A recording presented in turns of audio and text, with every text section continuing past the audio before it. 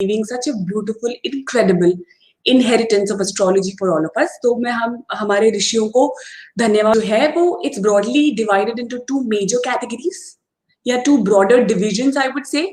एक है static division और एक है dynamic division. So जो राशिज एरीज से लेके पाइसेस होती है वो static division का पार्ट है और जो डायनेमिक डिवीजन है जो हमारा आज का सब्जेक्ट है सिग्निफिकेंस ऑफ हाउसेस वो डायनेमिक डिवीजन का पार्ट है. Actually, houses is a little bit of layman kind of a term. The actual Sanskrit term is bhava. Bhava means emotion. But हम जनरल लैंग्वेज में houses कहते हैं और total 12 houses जो है वो कैटेगरी है 12 houses की. 360 डिग्रीज का जोडियाक है जिसे 30-30 डिग्री ईच मतलब 12 घरों में डिवाइड किया गया है. उससे एक घर का जो डिग्रीज है वो 30 डिग्रीज होता है. वैसे देखा जाए तो we are spiritual beings living a human experience. लेकिन ये ह्यूमन एक्सपीरियंस जब हम लोग डे टू डे लाइफ में हम इतने सारी चीजें फेस करते हैं we have confusions, we have questions. तो ये कंफ्यूजन्स एंड क्वेश्चन जो है उनका आंसर हमें एस्ट्रोलॉजी से मिल सकता है. Astrology is like a guideline, it's a secret science. क्योंकि वो कहते हैं ना कि it's a spiritual saying that जो है परिवर्तन संसार का नियम है. इसीलिए हमारे ऋषियों ने ट्रांजिट भी ऐड किया है एस्ट्रोलॉजी में. सो एस्ट्रोलॉजी इज वास्ट. सो मैंने बताया आपको कि ब्रॉडर डिवीजन है जो घरों की और राशियों के ऊपर निर्धारित है. तो आज हम ज्यादा डिटेल में जाएंगे that we will be talking about groups of houses and how these houses are categorized. So maybe Revathi ji want to add something here.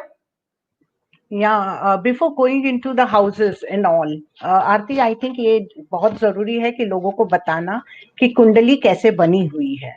तो बिकॉज काफी लोग हैं जो काफी न्यू है इस फील्ड के लिए, तो ये बताना चाहूंगी कि हर कुंडली 12 घरों में बटी हुई है और each sign, each house is ruled by a lord. तो हर 12 राशियां हैं और 12 घर है. तो हर प्लैनेट का एक सर्टेन रोल होता है जो एक पर्टिकुलर साइन और एक पर्टिकुलर हाउस में बैठ के हमें उसका रिजल्ट्स देता है. एक perfect astrologer can help a person to predict, interpret what exactly is written in the chart.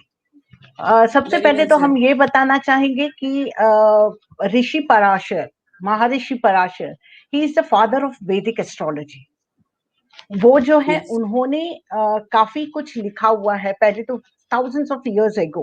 तो वो उनका अपना जो इंटरप्रिटेशन है उसके बेसिस पे उन्होंने जो लिखा है that is considered to be the Gita बोल सकते हैं कि हम उसमें से कुछ गलत नहीं कर सकते. But there are so many people who have done research related to those concepts and accordingly उसका इंटरप्रिटेशन होता है.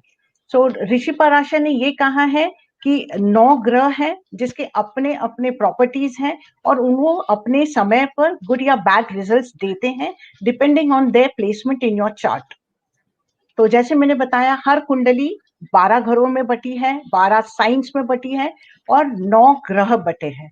तो उस हिसाब से देखा जाए तो 3 ग्रह, 3 houses in each chart will always be empty.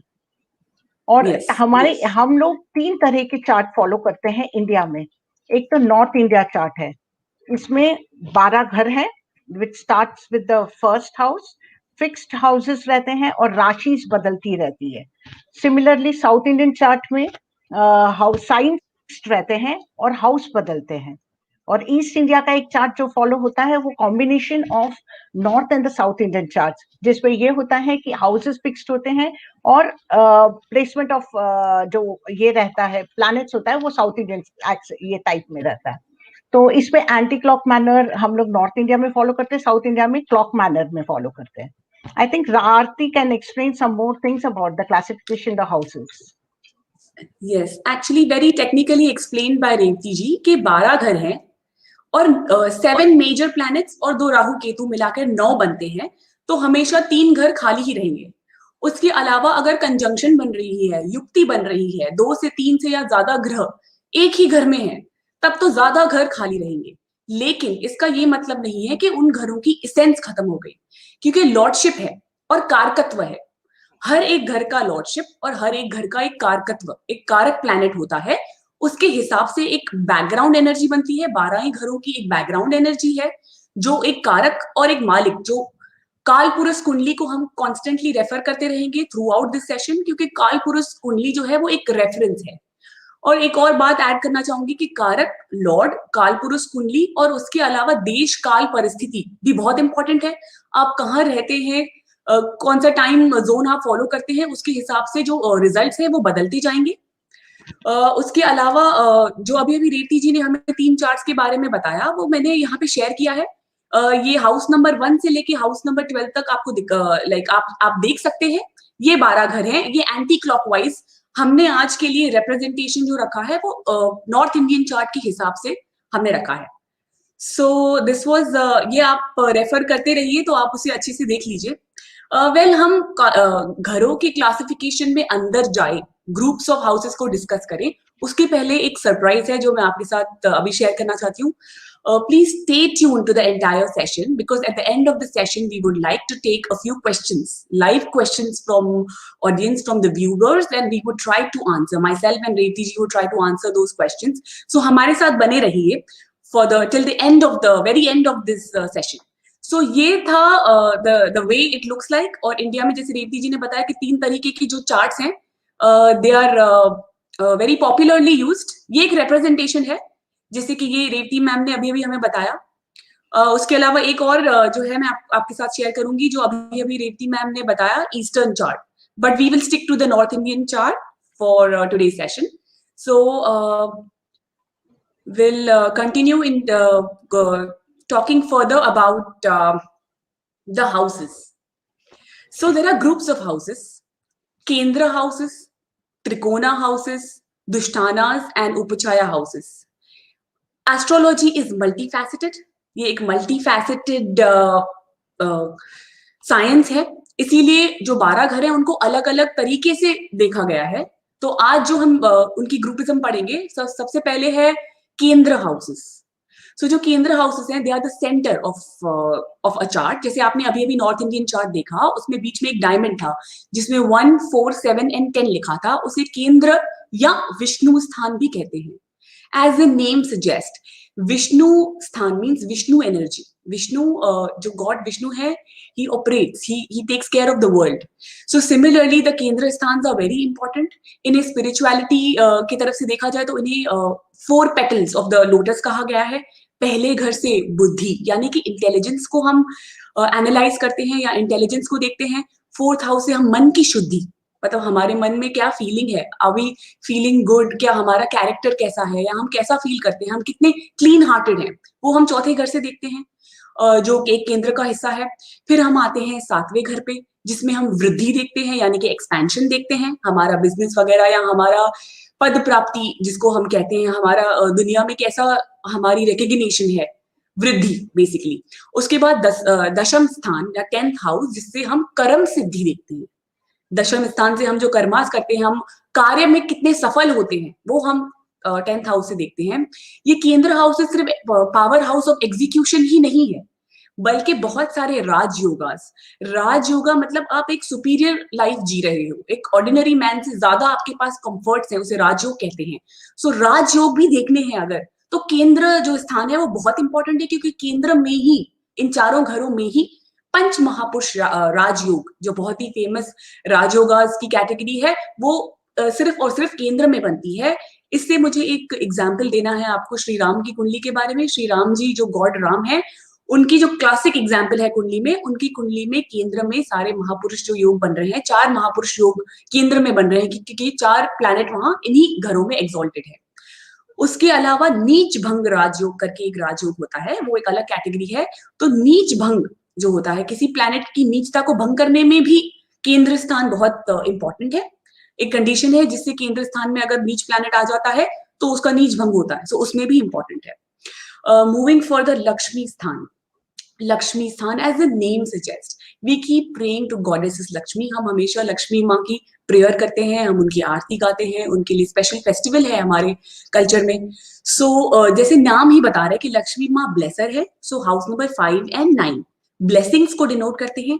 House number 1 है जो वो थोड़ा कॉमन सा है, क्योंकि कुछ लोग कहते हैं कि 1, 5, 9 इज ट्राइन, कुछ लोग हाउस नंबर 1 को दोनों का हिस्सा मानते हैं, केंद्र और त्रिकोण का.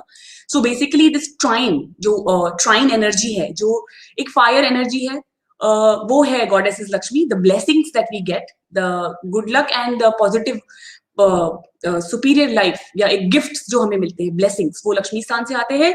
टुगेदर लक्ष्मी स्थान एंड केंद्र स्थान, if they are together, they create राजयोगास, महापुरुष राजयोगा. और अगर ऑस्पिशियस एक्सचेंज भी हो जाता है केंद्र और त्रिकोण के बीच में, तो उसे परिवर्तन योग कहते हैं, वो भी एक राजयोग की कैटेगरी है. सो ये मैंने आपको अभी केंद्र और त्रिकोण यानी कि लक्ष्मी स्थान के बारे में बताया. मूविंग फर्दर, रेवती जी हमें और बताएंगे ग्रुपिज्म ऑफ द हाउसेस के बारे में. वेरी वेल सेड आरती, बहुत खूबसूरती से आपने बताया है कि विष्णु स्थान और लक्ष्मी स्थान, these two houses, if they connect together, it will give ease to life. So person will be very lucky. Now we come to the other houses in the chart. The 6th, the 8th, and the 12th house in the chart are Dusthanas. These are considered to be the evil houses of the chart. These houses usually bring sufferings and difficulties in life of a person. तो यहाँ basically हमारे जो mainly life की तकलीफें जो होती है उसके बारे में हम इसी हाउसेस से देखते हैं. ऐसा नहीं कि ये पेनफुल सिचुएशंस, पेनफुल इवेंट्स जिंदगी भर रहेगा. ये it depends on the different दशास and the transits of the planets. तो उस हिसाब से आप लोगों को डरने की जरूरत नहीं है. अगर ये 3 हाउसेस आपस में जुड़ जाए तो ये एक विपरीत राजयोग क्रिएट करता है, विच इटसेल्फ इज ऑस्पिशियस इन सम वे. तो वो थोड़ी इजीनेस लाता है आप लोगों के लाइफ में. Then we have the Upachaya Sthans. The Upachaya Sthans are the 3, 6, 10th and the 11th house. These are the houses of your personal efforts and growth. जैसे जैसे वक्त बदलेगा तो वो हाउसेस में आपको ग्रोथ की वजह से, आपके एफर्ट की वजह से आपको बहुत खूबसूरत रिजल्ट्स बनेगा. But it depends on the placement of the planets there. तो ये houses mostly related to your job है, योर वर्क एरिया है, आपके कंपटीशन इन लाइफ जो रहता है, आपका जो स्किल्स है उससे रिलेटेड है. तो ये माना गया है कि ये 4 हाउसेस में द उपचया स्थान में पाप ग्रह रहा तो आपको इजीनेस आएगा, बिकॉज पाप ग्रह में वो ऑटोमेटिकली एनर्जी ये रहता है कि आपको हर चीज में जिताना, आपको हर चीज में आगे बढ़ाना. और जो शुभ ग्रह रहते हैं वो थोड़े यहाँ वीक हो जाते हैं, बिकॉज उनमें उतनी वो कैपेसिटी, उनमें एक शुद्धता रहती है, तो वो करप्ट माइंड उनका रह नहीं सकता है. तो automatically these planets malefic will be more helpful for you. Then we come to the 2 houses called Maraka houses. The 7th and the 2nd house in the chart are the Maraka or the killer houses. These houses usually indicate death. It's not death कि आपकी death, actual death की नहीं. This can be houses related to be the pain in life. आपको कुछ तकलीफें हो रही है, तो सिचुएशन जहां आपको डेथ लाइक सिचुएशन हो जाती है, जहां आप लोग हेल्पलेस हो जाते हो, आपको लगता है कोई होप्स नहीं है, तो वो सब भी यही हाउसेस इंडिकेट करता है. बट जब वो उसका महादशा अंतरदशा चलेगा तो these houses can be activated. Then we have a 3rd and the 8th house, which are considered to be the lifespan or the longevity houses. These 2 houses gives an indication about how long we are living in this planet. तो उस हिसाब से हर घर का अपना अपना property है, अपना अपना अपनी अपनी खूबियां हैं, तो उस हिसाब से उसको जज करेंगे. There are set of houses which can help you out.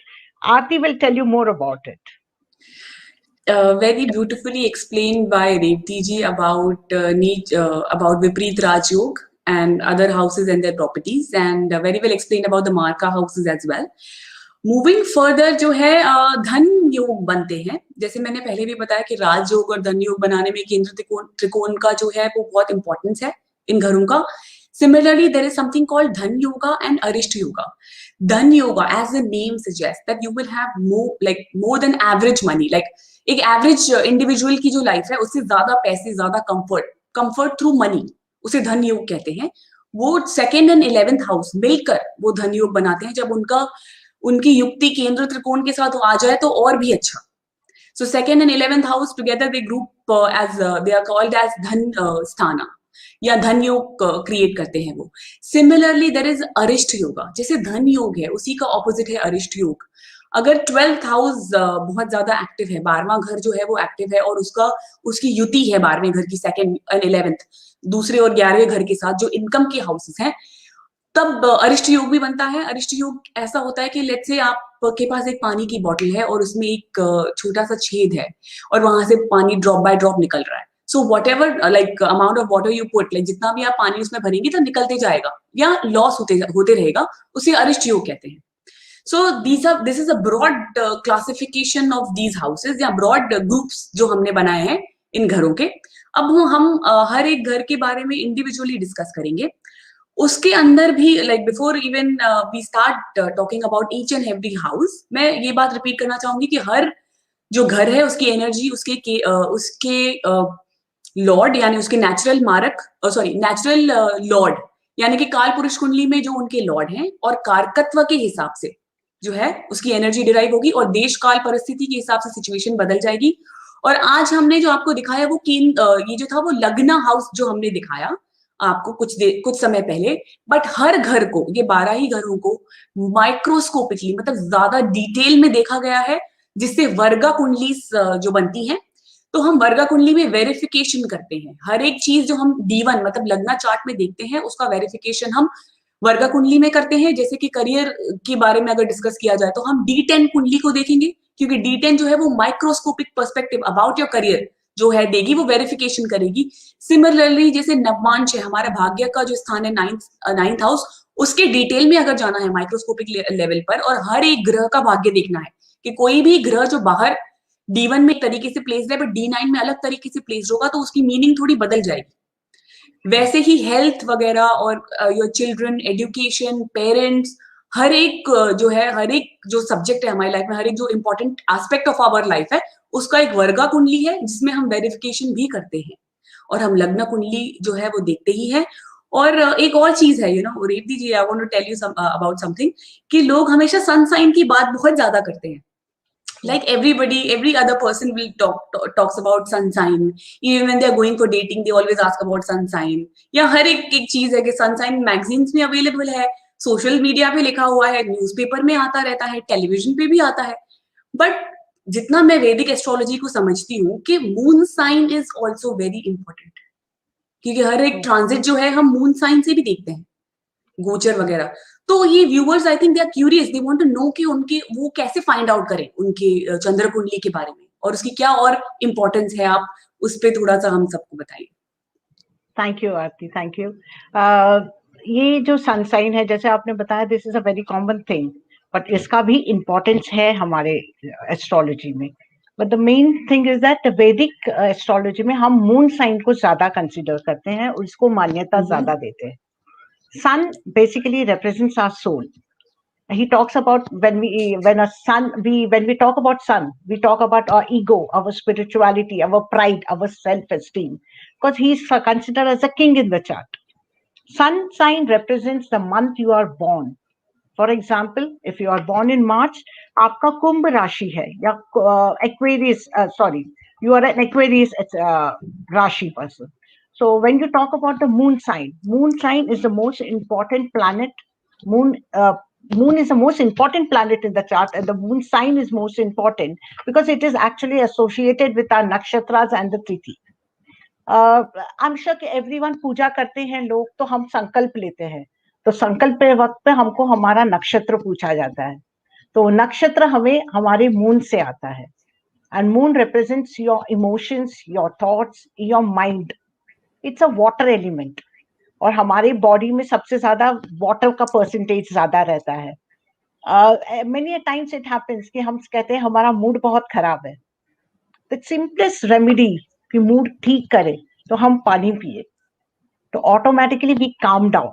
हमारे यहाँ मेहमान आते हैं तो हम पहले पानी ऑफर करते हैं, पर ये अभी ट्रेंड बदल गया है, लोग अपनी अपनी बॉटल्स लेके घूमते हैं, अपने अपने घर से पानी लेके घूमते हैं। तो स्टिल दैट वो culture is still there in many houses कि मेहमान आए तो पहले पानी पिलाओ, तो that calms their mind completely. Then Lagna is a rising star at the time of your birth, and it is associated to sun. So moon, sun, and the Lagna play a very important role in the chart. So these 12 houses, as Aarti has already said, they work as a single unit and they collectively give results to it. So the chart represents different aspects of our life based on our birth date, time, and the location. And each house has a principled nature, जिसके जो समझ we need a profession. एक professional ही है जो ये बातें हमको ढंग से समझा पाएंगे. So as already mentioned, once again, I would like to say there are 12 houses, 9 planets, so 3 houses will always be empty. But it doesn't mean कि उसकी energy आपको नहीं मिल रही है. Planet नहीं है वो house में, doesn't mean कि वो planet की property वो घर की property आपको नहीं मिल रही है. वहाँ का lord है, कारक है जो आपको संभाल रहा है. So let's start with the first house now. The first house is commonly called as the ascendant or the Lagna house, which is the most important house in the chart. The lord of the houses is called as the Lagnesh. What is a Lagna? Lagna is the first star, rising star at the time of your birth. जैसे आप अपना कुंडली देखेंगे, first house में एक number रहेगा, वो number आपका लग्न है. आपके अगर हाउस चार्ट में अगर 4 लिखा है फर्स्ट हाउस में, और your ascendant house in south Indian charts it will be 2 horizontal lines, जहां जो नंबर लिखा है दैट इज योर लग्न, और वो है वो पॉइंट है जब आपने इस धरती पे कदम रखा हुआ है. सो ये जो चीज है, जैसे अभी इफ 2 इज रिटन, तो you are a Taurus ascendant and your लग्नेश is Venus. In North Indian charts, the first house will always be a first house, that would be the Lagnesh का house. In South Indian charts, जहाँ 2 lines हैं, वो आपका Lagnesh है. तो then the first house जो है, वो हमारे features, हमारे looks, हमारी identity, हमारी image, हमारी strengths, वो बताता है. जो Lord है इस chart का, वो receiver होता है. And this house, the first house, is completely about I, me and myself. सिर्फ और सिर्फ आपके बारे में बताता है. आप अपना बॉडी, आपका माइंड किस तरह से यूज करते हैं, आपका एम्बिशंस क्या है, आपका कॉन्फिडेंस लेवल क्या है, आपकी जिंदगी में एबिलिटी क्या है, ये सब हमको लग्नेश से मिलता है. The ascendant house and the ascendant lord. In the first house it is believed और it is said the first house should always be strong.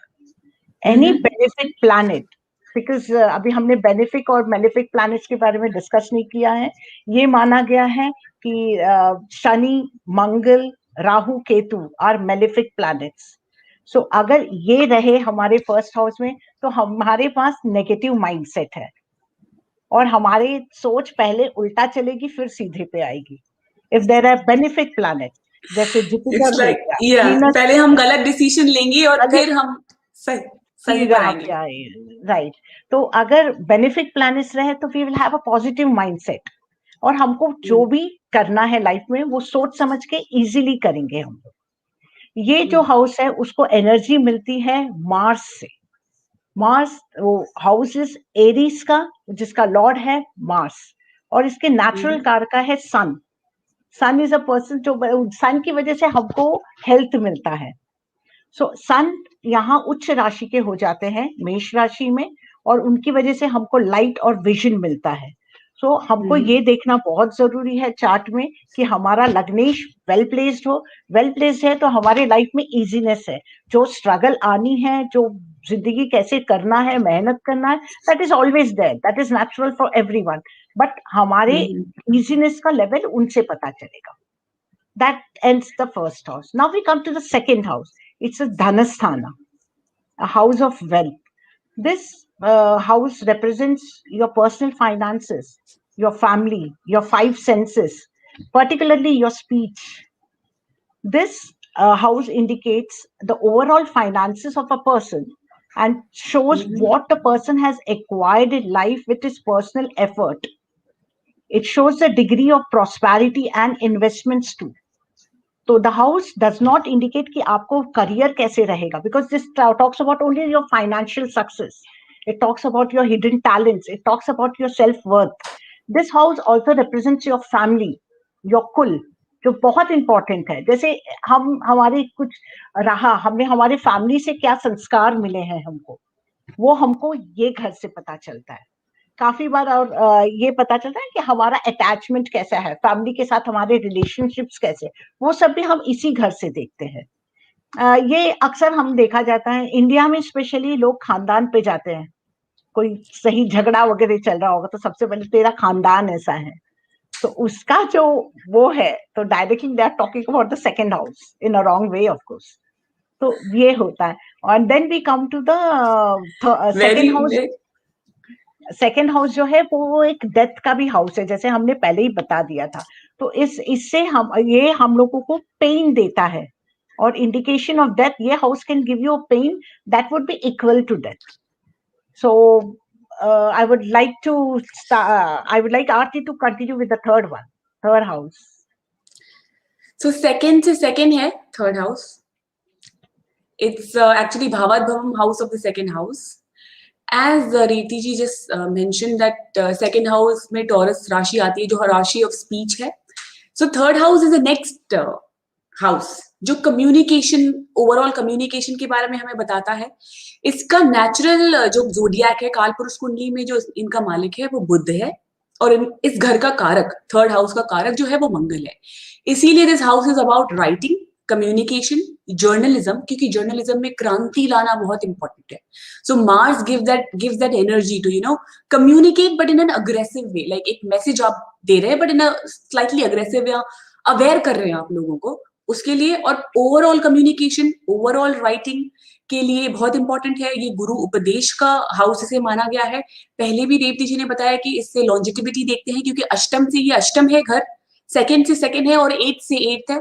और मीटिंग और मीटिंग या डेटिंग वगैरह के लिए भी इंपॉर्टेंट है, क्योंकि कम्युनिकेशन, मैसेंजर एप्स जो है, सारी एप्स इसमें आती है, क्योंकि बुद्ध एक नेचुरल कम्युनिकेटर है. इट्स अ कारका फॉर कम्युनिकेशन. और थर्ड हाउस का जो नेचुरल मालिक है, the Lord of the third house, the natural zodiac Gemini राशि आती है जिसके मालिक बुध है. इस वजह से मैसेंजर्स, कम्युनिकेशन रिलेटेड बिजनेस जो है उसमें आता है. जो लोग राइटिंग में, एडिटिंग वगैरह में, जहाँ पे राइटिंग स्किल्स बहुत इंपॉर्टेंट है, उस करियर के बारे में सोचते हैं, उसके लिए एस्पायर कर रहे हैं, उन लोगों के लिए थर्ड हाउस बहुत इंपॉर्टेंट है. बिकॉज ये फिफ्थ से 11th है, तो जो गेन है, लाभ है पंचम स्थान का, वो थर्ड हाउस से हम देखते हैं. So overall for communication, longevity and for meeting and meeting के लिए बहुत इंपॉर्टेंट हाउस है. और यहाँ पर गुरु जो है वो मरणकार का स्थान पर आ जाते हैं. ऑल्सो क्योंकि थर्ड हाउस चौथे घर से 12वां है, तो जो लोग प्रॉपर्टी या कार्स की डीलिंग करते हैं, buying and selling of the houses करते हैं, ऑफ हाउसेस लाइक घरों का या प्रॉपर्टी से रिलेटेड या व्हीकल से रिलेटेड, उसके लिए भी इंपॉर्टेंट है क्योंकि 12वां है चौथे से. और जैसे कि हम पहले भी डिस्कस कर चुके हैं कि ये जो घर हैं, like these 12 houses, they pair up, like एक ग्रुप बन जाता है, तब जाकर एक इवेंट होता है. Like group of houses together create an event. जिसे फॉर एग्जाम्पल कि अगर हमें करियर देखना है तो हमें 10th हाउस देखना है, बट हमें इनकम भी देखनी है करियर के साथ, तो हमें जॉब देखना है, तो 2, 6, 10, 11 ये चारों घर जब महादशा, अंतरदशा वगैरह में कंजंक्ट हो जाएंगे, आपस में कोई युक्ति बनाएंगे, तब जाके कोई इवेंट अकर होगा. So more than one houses have to be seen even when I am looking at a career. But third house में जो travel, tourism, communication, radio jockey का जो पूरा जॉब होता है अबाउट कम्युनिकेशन, वो भी इसी घर से हम देख सकते हैं. Even matrimonial sites for example हम देखते हैं. इंटरनेट भी कहीं ना कहीं इस घर में और 11th हाउस में मिलकर जो है आता है. इस घर में भी वो कम्युनिकेशन की जो मैसेंजर एप्स हैं वो भी इंटरनेट से रिलेटेड है, इसीलिए वो भी थर्ड हाउस में आता है. और जैसे पहले भी हमने बताया कि अष्टम से अष्टम है, तो आयु निर्धारण, मतलब जब हम एज कैलकुलेट करते हैं किसी के लिए, तब भी हम थर्ड हाउस को देखते हैं. और स्पोर्ट्स के लिए बहुत इंपॉर्टेंट है, क्योंकि शास्त्रों में इसे युद्ध का घर कहा गया है. लेकिन in today's day and as हम सब तो नहीं जाते राइट वॉर करने या युद्ध करने, but when they are sportsman, किसी का करियर है एज स्पोर्ट्स, तो उन्हें हमेशा एक एक स्पोर्टी या एक फाइटर स्पिरिट जो है वो रखनी पड़ती है. और इससे करेज देखते हैं इस घर से, क्योंकि मार्स इसका, मंगल जो ग्रह है वो उसका कारक है, तो उस वजह से भी हम स्पोर्ट्स देख सकते हैं. करेज, इनिशिएशन जो है हम देखते हैं, स्ट्रेंथ देखते हैं कि किसी को कोई अपने दम पे कुछ करने जाना है, कोई इनिशिएट करनी है कोई चीज, वो देखते हैं. और मैंने पहले भी बताया कि गुरु उपदेश का ये घर है, क्योंकि 11th हाउस इज गुरु की गद्दी, तो वहां से 5th जो है थर्ड हाउस आता है, जहां पे आप हमें इनिशिएशन या मंत्र जो है हमारे हम तक गुरु जो है हमें ब्लेस करते हैं मंत्रा के साथ. So that is all about the third house. Actually, astrology is vast. It's never ending. So, हम जितना भी बोलेंगे वो कम है. But we'll move to fourth house. Now fourth house is a केंद्र house. जैसे मैंने पहले भी बताया कि शुद्धि जो है हम वो चौथे घर से देखते हैं. चौथे घर में गुरु एग्जॉल्ट होते हैं. जो गुरु ग्रह हैं वो ये उनका उच्च का स्थान हो जाता है चौथा घर. चौथी राशि कैंसर से रिलेशन अगर इसका बना है नेचुरल जोडिएक में तो यहाँ पे गुरु उच्च के हो जाते हैं. इसीलिए हम मन की शुद्धि तो देखते हैं एज इंडिविजुअल्स क्योंकि पहले से चौथा है ये घर. उसके अलावा बहुत इंपॉर्टेंट रिलेशनशिप जो है हमारी लाइफ में, जो हमारे मदर के साथ, हमारे माँ के साथ कैसा रिश्ता है, हमारी मदर का नेचर कैसा है, वो हम चौथे घर से देखते हैं. हम किस तरीके के घर में रहेंगे. अगर यहाँ पे अच्छे प्लैनेट्स हैं, अच्छे in the sense the planets which give you results easily, Chandra Shukra वगैरह आ गए इस घर में तो एक ब्यूटीफुल घर होगा आपका. या मोर देन वन प्रॉपर्टीज वगैरह, जैसे कई लोग होते हैं जिनके 3-4 प्रॉपर्टीज होते हैं, वो सब जो एक्स्ट्रा कंफर्ट लाना, कन्वीनियंस या कंफर्टेबल होना लाइफ में, वो हम यहाँ से देखते हैं. शास्त्रों में जब पहले लिखा गया था तो कहते थे, मेरी नानी माँ मुझे कहती थी कि तुम्हें गाड़ी भी मिलेगी, घोड़े भी मिलेंगे. तो it is like 2 wheeler 4 wheeler kind of travel से रिलेटेड जो हमारा कंफर्ट है वो भी देखते हैं हम. और रेस्टोरेंट देखते हैं जहां से हम you can eat food only, वो रेस्टोरेंट्स भी हम चौथे घर में देखते हैं. मातृभूमि का घर है, जो नेशनैलिटी हमें मिलती है अपनी मदर से, वो हम चौथे घर में देखते हैं. और जैसे मैंने कहा कि ये केंद्र स्थान है तो ये राजयोग बनाता है. यहाँ शुक्र चंद्र को दिग्बल मिल जाता है. और जो चंद्र की राशि आती है कालपुरुष चार्ट में, कैंसर राशि, कर्क राशि, जो जनता की राशि है, जनता का हमें कैसे सपोर्ट मिल रहा है.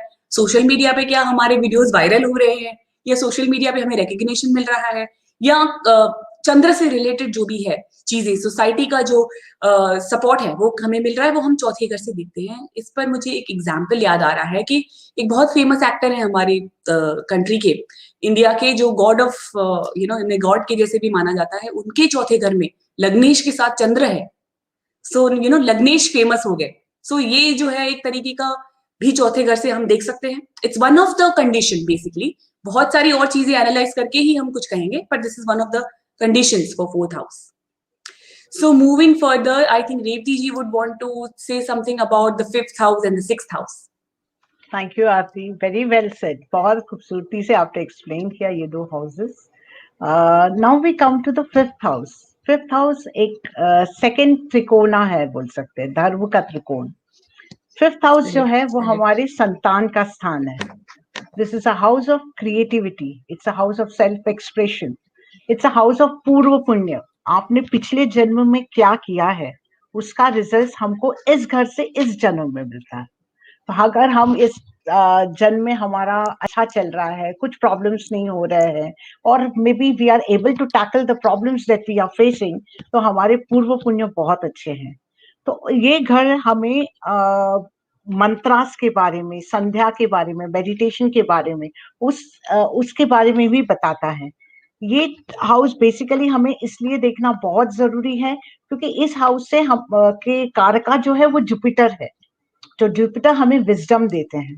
तो हमारे जो विजडम है इसकी वजह से हमको वो हाउस की प्रॉपर्टीज हमें मिले तो we will become a very good trainer, we will be very intelligent. हमारी लर्निंग कैपेसिटी बहुत खूबसूरत रहती है. कंसल्टेंसी कर सकते हैं, हमारे प्रॉब्लम्स इजीली सॉल्व हो सकते हैं. सबसे बड़ी बात ये हाउस से रिलेटेड ये है कि ये हमको बताता है a promise of a child. और इसके लिए जैसे आरती ने कहा था, देयर आर मेनी वर्गा चार्ट्स आल्सो. अगर ये इसमें चार्ट में हमें दिख रहा है कि बच्चा है लाइफ में, तो बाकी वर्गा चार्ट से हमें वेरिफिकेशन मिलेगा उससे रिलेटेड. और यही हाउस से हम लोग प्रेगनेंसी, कंसेप्शन, बच्चा कब होगा, this house talks about the first child. For the second child दूसरी हाउस रहते हैं, फॉर द फर्स्ट चाइल्ड इसमें the promise of a child comes from this house. So ये हाउस इजी मनी हाउसेस भी है, हाउस भी कहलाया जाता है. जैसे there are people who invest in shares, तो शेयर्स में आपको प्रॉफिट होगा, लॉस होगा. गैम्बलिंग के थ्रू थोड़े लोग मतलब कमा लेते हैं. तो it shows the success of failure in courtship, because ये house is related, if this house is associated with the seventh house, shows love marriage. So this is a house of romance and love also. So this house shows the healing part also. Sixth house में आपका diseases देखा जाता है, fifth house से आपको heal कब होंगे वो दिखाया जाता है। और सिमिलर मैनर में ये हाउस आपका लॉस ऑफ जॉब और transformation in the job also बताता है ड्यूरिंग इट्स महादशा और the antardasha time. The fifth lord is basically a purifier, it purifies the planet जिसके साथ वो बैठेंगे। उनके कंजंक्शन, अगर एक फिफ्थ लॉर्ड के साथ कोई भी प्लैनेट बैठे, फिफ्थ लॉर्ड अपने जैसे बना देता है, वो प्लैनेट को प्यूरिफाई कर देता है। तो ये house is very important in the chart. Then we come to the sixth house. Sixth house is basically Aribhava. This house talks about your loans, your diseases, your enemies. इसे ऋण, रोग और शत्रु हाउस भी कहा जाता है। This is also house of सेवा। तो हम सोसाइटी के लिए क्या सेवा कर रहे हैं, हम किसी के लिए क्या सेवा कर रहे हैं, that comes from this house. This house is also house of diseases. It shows the period of recovery and the duration की आप किस एक्सटेंट तक आपकी बीमारी आ जाएगी। ये हाउस हमारे जॉब को भी इंडिकेट करता है, हम किस इंडस्ट्री में रह सकते हैं, किस रिलेटेड फील्ड में रहेंगे। और ये हाउस डॉक्टर्स के लिए बहुत इंपॉर्टेंट है because this is related to diseases, तो automatically the doctors come into picture. तो और सेम वे केयर टेकर्स जो रहते हैं, केयर गिवर्स रहते हैं, सोशल वर्कर्स रहते हैं, ये सब इसी हाउस से देखा जाता है। Of course there should be a combination of other houses and planets also to come to that कि हम वो प्रोफेशन में रहेंगे या नहीं रहेंगे।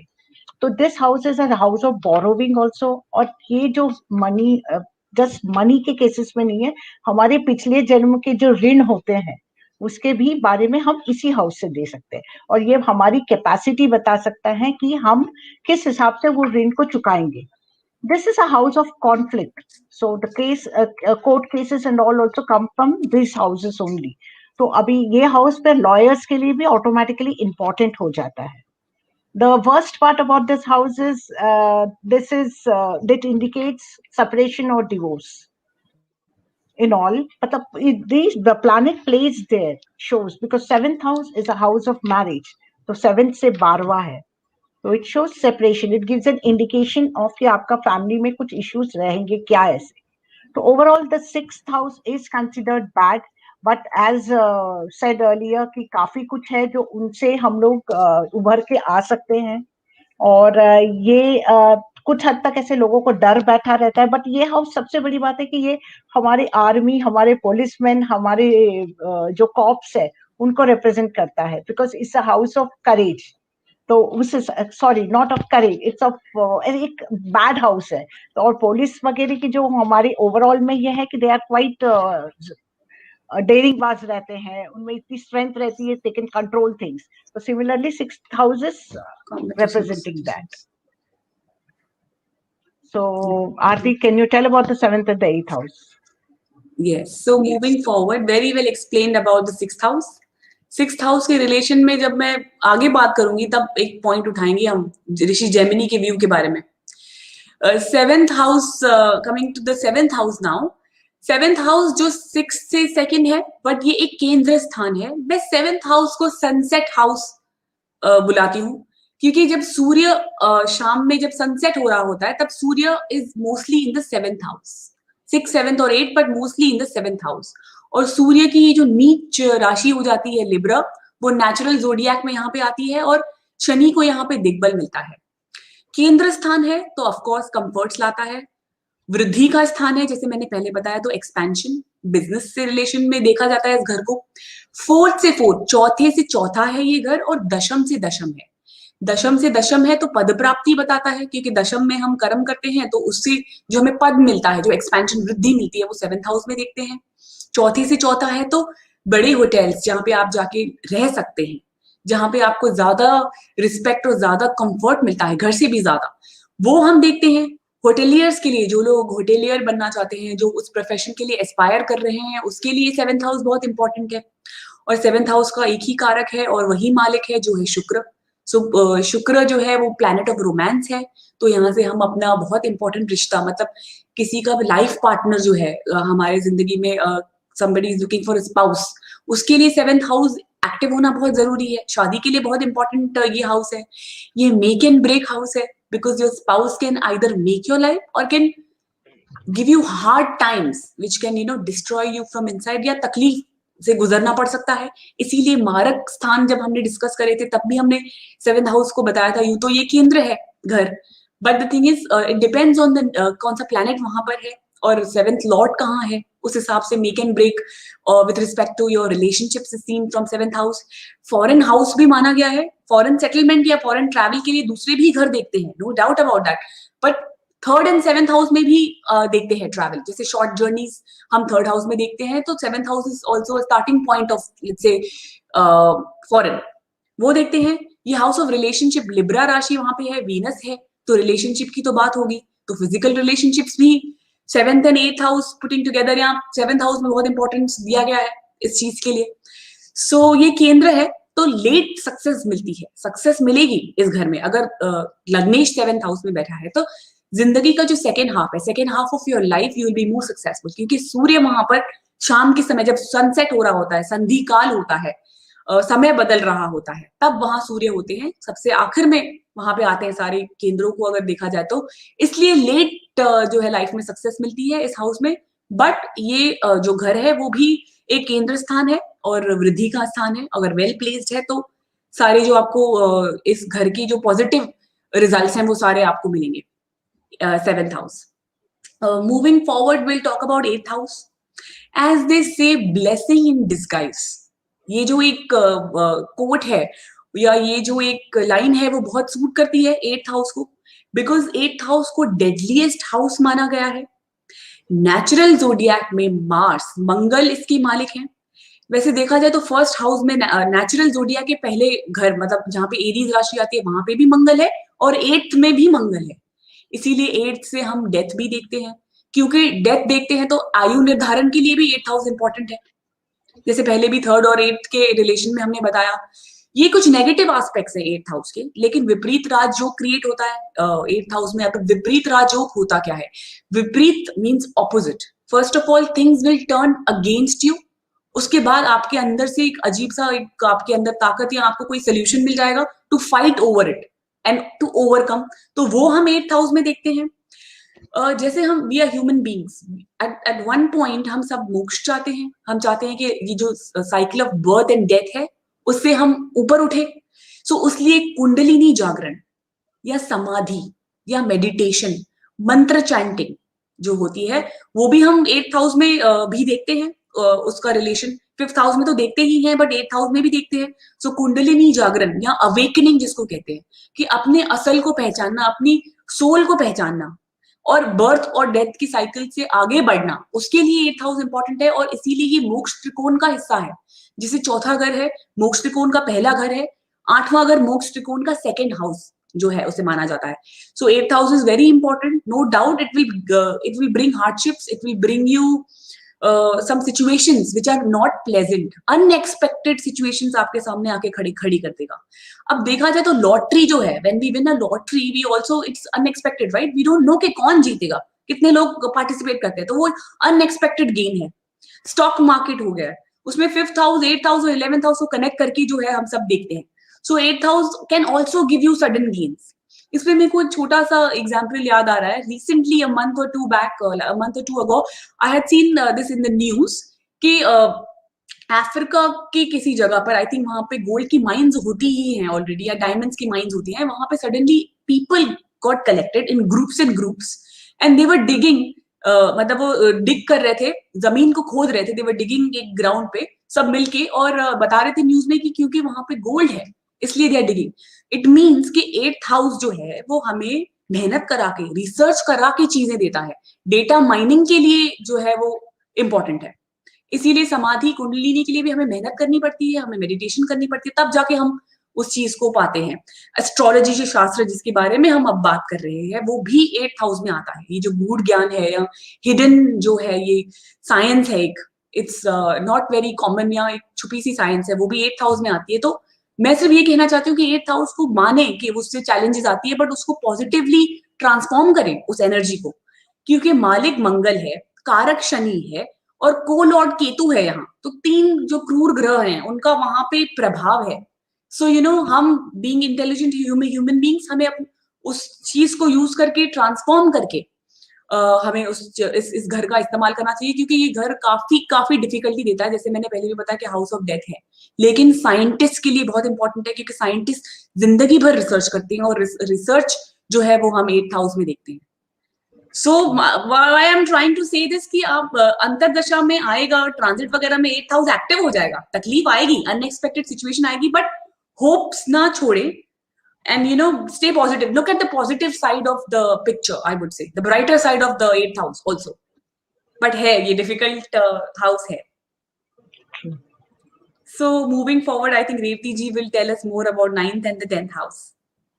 आरती, आपने 8th हाउस का डिस्क्रिप्शन बहुत खूबसूरती से दिया, स्पेशली द कुंडलिनी जागरण, तो काफी कम लोग इसके बारे में जानते होंगे. I think they should consult their yoga teachers, their other meditation prayer this one gurus and all. ये 8th हाउस को और डेडलीस्ट क्यों माना जाता है? क्योंकि ये ससुराल का घर है, क्योंकि 7 से सेकंड है, तो स्पाउस की फैमिली जिससे सब डरते हैं, एक अनकंफर्टेबल सा फील करते हैं, इसीलिए भी. yes. और शुभ ग्रह वो जगह पे चले जाए तो उनको तो बहुत तकलीफ होती है. Usually there is a problem because they can't think. So coming to the 9th house. 9th house is a third dharma trikon. जैसे आरती ने बताया था 159, तो 9th is a house जहां से हम हमारा धर्म देखते हैं, हमारा भाग्य देखते हैं. This house is considered very auspicious. और ये हाउस हमारे गुरुओं को, हमारे डैडी को, हमारे फादर को, हमारे हायर एजुकेशन और हमारे नॉलेज के बारे में बात करता है. ये हाउस में विजडम और थॉट्स, हमारे रिलीजियस बिलीव्स, हमारे रिलीजन के बारे में. देयर आर मेनी पीपल ना who don't believe in religion. हम मंदिर में नहीं जाएंगे, हम रिलीजन में बिलीव नहीं करते हैं, हम नहीं बिलीव करते कि वहां भगवान है. तो ये सब जो बातें हैं ना, यो उसका उनके प्रति, रिलीजन के प्रति एक पर्टिकुलर पर्सन का जो व्यूज है, जो पॉइंट ऑफ व्यू है, वो सब हम इसी घर से देखते हैं. बट समवेयर और द अदर, आरती, भले लोग कहे कि हम नहीं जाते हैं मंदिर में, हम भगवान में बिलीव नहीं करते हैं, कहीं ना कहीं तो उनको जुड़े हुए ही रहते हैं. But the only difference is they don't come out with their ये, मतलब they don't accept the thing. So this house talks about your fortune in the present life. the fortune comes from your past actions. जैसे 5th house का हमने कहा था कि पूर्व पुण्य का हाउस है, और 9th आपका भाग्य है, तो आपका पूर्व पुण्य जो है वो ऑटोमेटिकली आपसे भाग्य से जुड़ा हुआ रहता है. तो आपका पूर्व पुण्य अच्छा हो तो आपका भाग्य अच्छा रहता है. ये जो पूर्व पुण्य है ये हमारे फादर को रिप्रेजेंट करता है, यानी हमारे पास्ट को रिप्रेजेंट करता है. 5th हाउस हमारे बच्चों को रिप्रेजेंट करता है, यानी वो हमारा फ्यूचर है. तो इसी तरह से हर घर का किसी न किसी के घर के साथ संबंध होना बहुत जरूरी है. ये हाउस, जैसे आरती ने कहा था, 3rd house is house of writing, तो ये house is a house of publishing. It's a house of education, sorry, advertisement. It's a house of publishing. It's a house of long journey. It's about your foreign travel. आप किस mode of transport use करके एक particular जगह पे जाओगे, आप किस हिसाब से, आपका जर्नी कैसे रहेगा, स्मूथ रहेगा या बहुत प्रॉब्लम्स होंगे, फ्लाइट मिस करेंगे, ट्रेन मिस करेंगे, ये सब इसी घर से पता चलता है. It depends upon the placement of the moon in the transit on that particular day also. तो और ये कलयुग है, तो कलयुग में लोगों को ये मानना बहुत जरूरी है, वो भाग्य को बहुत इंपॉर्टेंस दिया जाता है. हमारा भाग्य खराब है, वो एक्सेप्ट करना बड़ा मुश्किल होता है. All these things is seen from this house. This house is basically connected to the 9th house. D9 chart का जो एक माइक्रोस्कोपिक व्यू है about this house. D9 में 9th लॉर्ड और 9th हाउस को हमारी डेस्टिनी के बारे में जानने के लिए देखा जाता है, इस हाउस के साथ कनेक्ट करके. और D10 द करियर चार्ट में 9th हाउस से हम हमारे बॉस को देखते हैं. और इसी ये आता है धनु राशि के अंदर, the Sagittarius sign. The lord is Jupiter and the natural significator of the house is Jupiter and Sun. तो ये घर सबके लाइफ में बहुत इंपॉर्टेंट है, और ओवरऑल लाइफ में इजीनेस की वजह से हम लोग अच्छी तरह से जी सकते हैं. Now we come to the 10th house. 10th house is your कर्म स्थान. It shows your profession and your occupation. It shows your line of work, आपका सक्सेस, आपका फेलियर, आपका करियर मिस्टेक्स, आपका एटीट्यूड टुवर्ड्स वर्क, आपका achievements, आपका financial strength. ये सब हम इसी घर से देखा जाता है। आपके वर्क एरिया में, आपके ऑफिस में आपको रिकग्निशन मिलता है क्या? आपको अच्छी अपॉर्चुनिटीज दी जा रही है क्या? आपके करियर में ग्रोथ आ रहा है क्या? ये सब अंडरस्टैंड करने के लिए हम लोगों को यही घर देखा जाता है। We must look at the 10th house of the D10 chart also, D10 chart of career, the varga chart. उससे हमको इसको जोड़ने के बाद हमको proper impression of our career दिखाई देगा। तो इस राशि के जो लॉर्ड है वो सैटर्न है, और ये राशि आता है मकर राशि में। और सबसे खूबसूरत बात about the 2 houses, the 9th and the 10th houses, ये एक स्ट्रॉन्गेस्ट केंद्र और एक स्ट्रॉन्गेस्ट त्रिकोणा का संबंध बन जाए। अगर 9th house is a strongest trikona, the 10th house is a strongest kendra, तो अगर हमारा धर्म और हमारा कर्म साथ में जुड़ जाए किसी भी तरह से, जैसे वो दोनों लॉर्ड साथ में बैठ जाए या उनमें आपस में एक दूसरे के हाउस में बैठ जाए, एक दूसरे को देख ले, तो एक काफी खूबसूरत राजयोग फॉर्म करता है। ये राजयोग कहलाया जाता है धर्म कर्माधिपति योग। इस किसी के भी चार्ट में हो ये particular yoga, this person is very devoted to his dharma and his karma too. He will be, अपने गुरु के लिए वो person will be very very loyal, and वो ऐसा उनका एटीट्यूड रहेगा, he will guide others to follow the path of Dharma.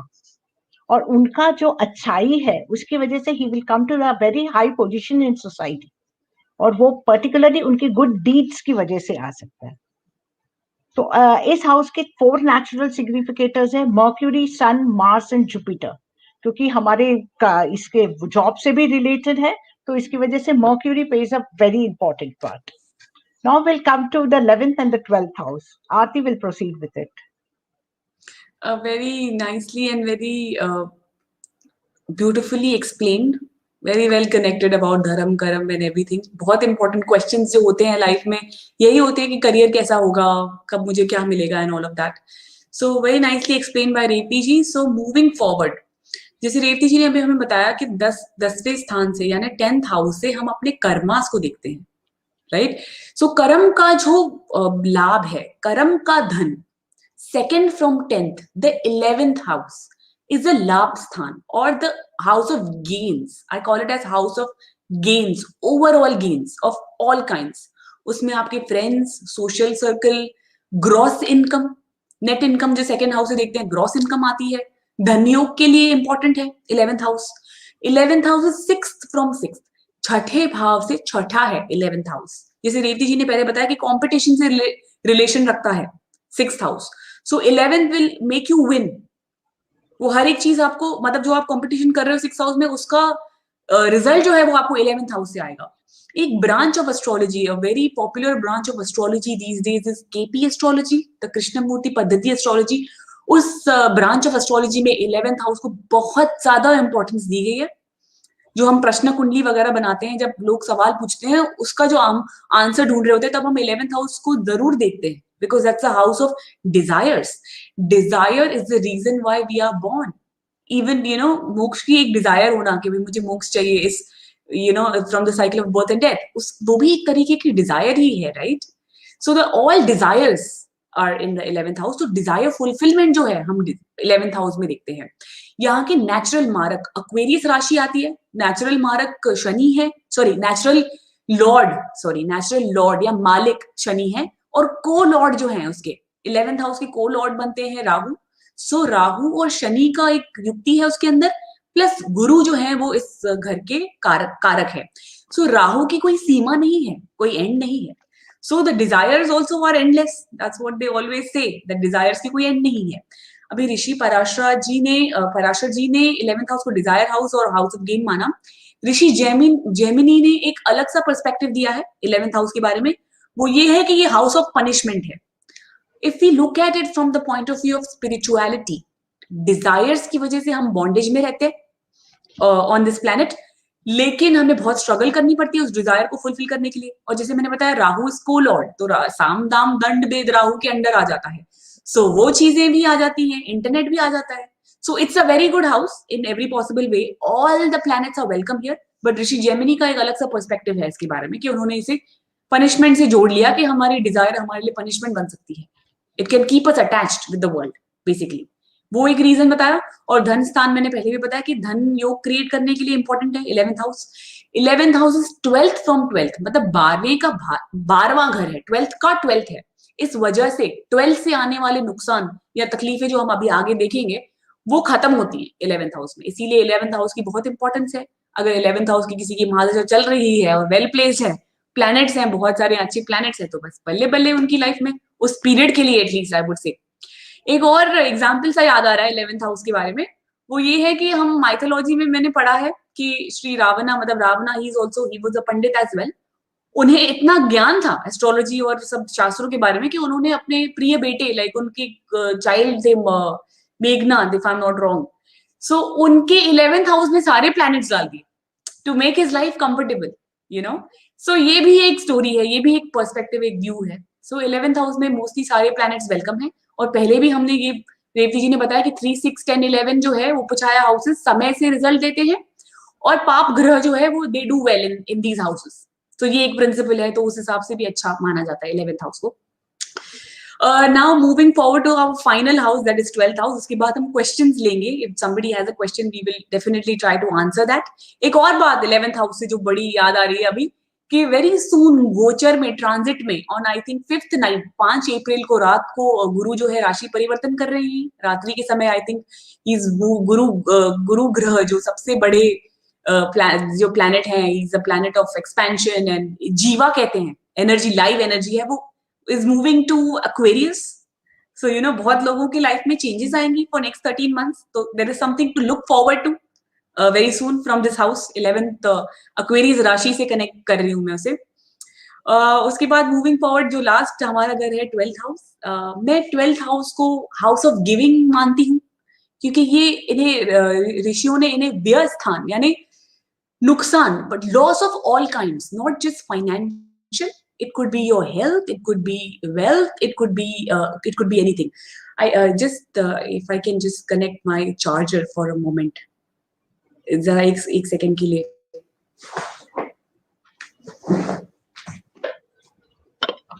Sorry, या सो 12th हाउस जो है उसे हाउस ऑफ 12th हाउस को हाउस ऑफ गिविंग मानती हूँ, या हाउस ऑफ डोनेशंस या बिल्स जो है हमारे सारे हाउस ऑफ 12th हाउस से आते हैं। फॉरेन हाउस भी है 12th house, so it's good for foreign settlements. But hospitalisation, जैसे पहले रेवती जी ने बताया कि 6th हाउस में हम लोग डिजीजेस वगैरह देखते हैं, डॉक्टर्स के लिए इंपॉर्टेंट है क्योंकि डॉक्टर जो है वो ट्रीटमेंट देते हैं। सो 12th हाउस जो है वो हाउस ऑफ हॉस्पिटल है, जहां पर डॉक्टर्स जाके काम करते हैं, इट्स देयर वर्किंग प्लेस। तो जो डॉक्टर मेडिकल प्रोफेशन है उसके लिए 12th हाउस बहुत इंपॉर्टेंट है। हाउस ऑफ आइसोलेशन है, नेचुरल जो उसके लॉर्ड हैं वो गुरु है, और जो शनि है वो यहाँ के कारका हैं। तो शनि जो है is a hard task master, सब डिले से देर से देते हैं, और शनि को योगी भी माना गया है। कुछ लोग 8th हाउस को योगा हाउस समझते हैं, कुछ 12th हाउस को योगा हाउस मानते हैं, क्योंकि शनि जो है वो हमारे ब्रेथ से रिलेटेड है, बिकॉज आयु निर्धारण में भी शनि इज इम्पोर्टेंट। सो